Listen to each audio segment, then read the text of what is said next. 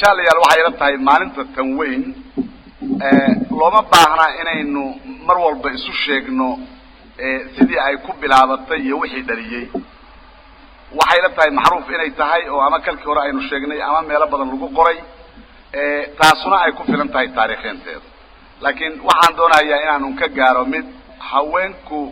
adduunku maxay heerka ay ka joogaan iyo qiimaha ay ku leeyihiin adduunka waa maxay maxayse adduunka dhismadiisii maxay ka qabteen oo ka soo tareen waxaan isleeyahay taas iyada nafteedu ninkii aan isdhegatiraynin ama aan muraad gumaysiya aan lahayno inuusan u baahnayn faallo badan iyadana in laga baxsho ilaa xaawo iyo ka aadan maalintii la abuuray haweenta iyo ninku waxay ahaayeen laba marnaba aan kala maarmaynin waxaase ayaan darro ahayd mabaadi'aha qaarkeeda amaba ade ayaan darro mabaadi'aha qaarkood oo khaasa kuwa loogu yeero raasamaaliga ama xoolo qabeenka loogu yeero in ay sida ay gumaysi badan ba ugu dhaqmaaniin inay haweenka ku tilmaameen dad u baahan in lagu isticmaalo gurigana ay joogaan lana dhowro sida alaabta fiican oo aqalka la dhigto oo kaleeto inay qiimo noocaas u yeelaan iyaga oo u diidaya qiimihii aadaminimada oo qofku islaha oo aan ka hooseyn karin midka ninku isleeyahay ka yaani taasu waxay u socotaa gumaysiga faraha badan leh oo dadka aadamiga dhaxyaal khaasa dhaxyaala adduunka raasamaaliga lagu sheego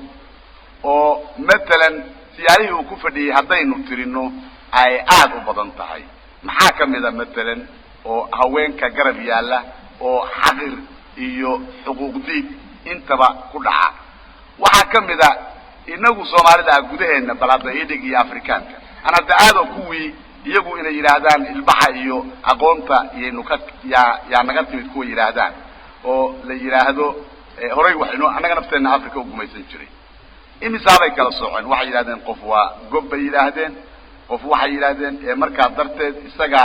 waxay ku tilmaamaan dhigoodu waxa weeye sida buluug oo kale kuwa gobta macnaheedu waxa weeye kuwa gunta ana oo ay xaqiraayaan dhigoodu waa midab kale macasa sida dadka aadamiga dhigiisu wada xasiyay iyagu ka been sheegay yani waxyaalahaas ku tilmaamaan waxay yimaadaan nooc kaleeto oo la yiraahdo xoolo qabeen taajiriin magacooda la yiraahdo oo iyaguna kala sare heer sare waxay yimaadaan dad la yiraahdo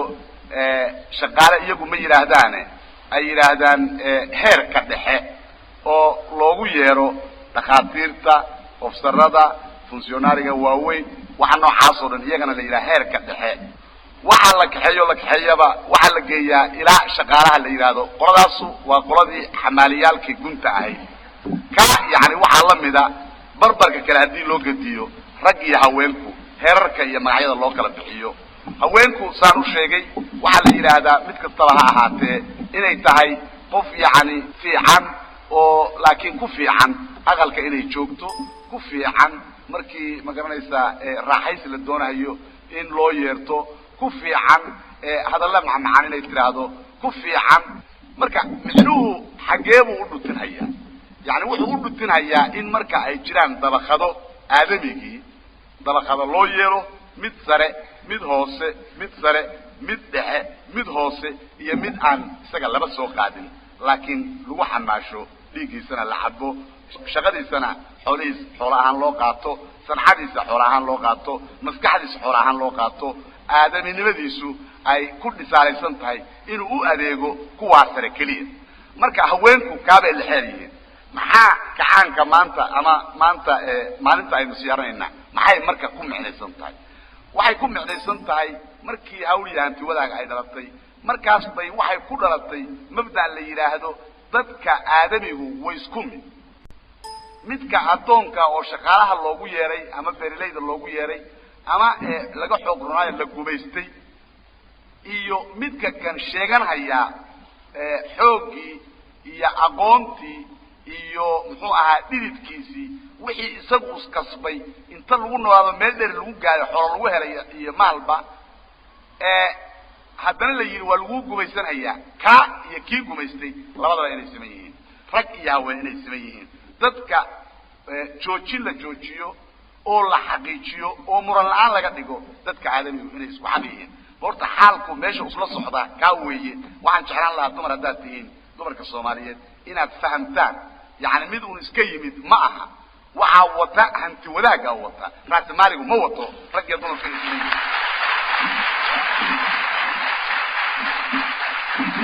waxa uu ku wataana waxa weeye fariisin xuquuqda aadamigu inay isku mid tahay waxa isdheeriyayna inay jirin haddii marka la fatasho san ahaan loo fatasho cilmi ahaan loo baaro qof walba waa inta ilaahay gashaa aqligiisu rag iyo haween isku mid weeyaan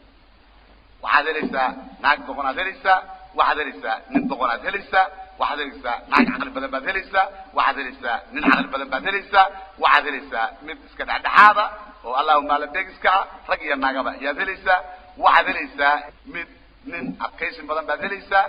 waxaad helaysaa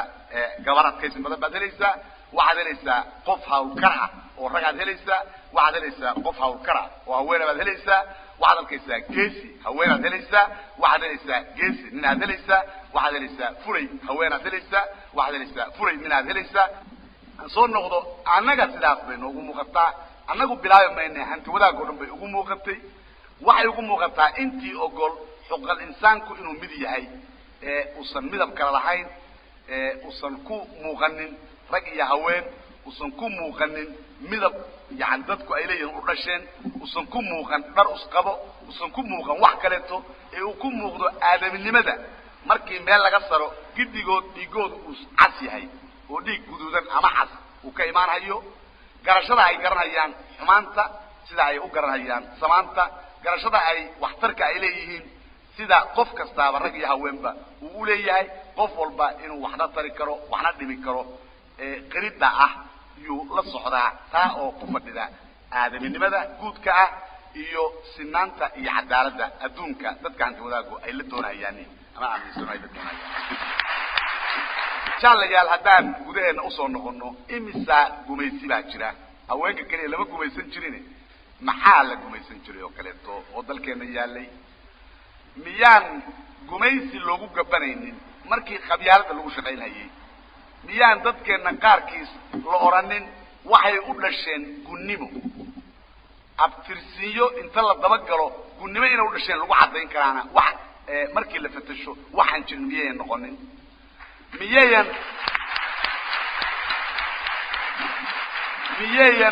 miyayan soo soconin xoogaa oo markii kor loo soo qaaday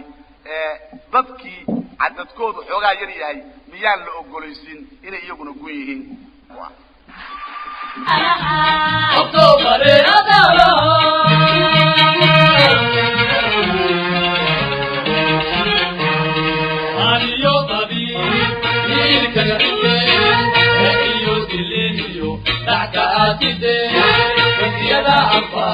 الباب وفركي وسيله ويرمانتي عالميته وقاسك الارقلا اكتوبر ادالها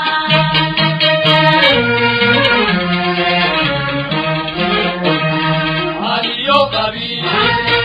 كغريتي عليو دليليو تحت عاتبي فكيلا عبار الباب وفركي وسيله ويرمانتي عالميته وقاسك الارقلا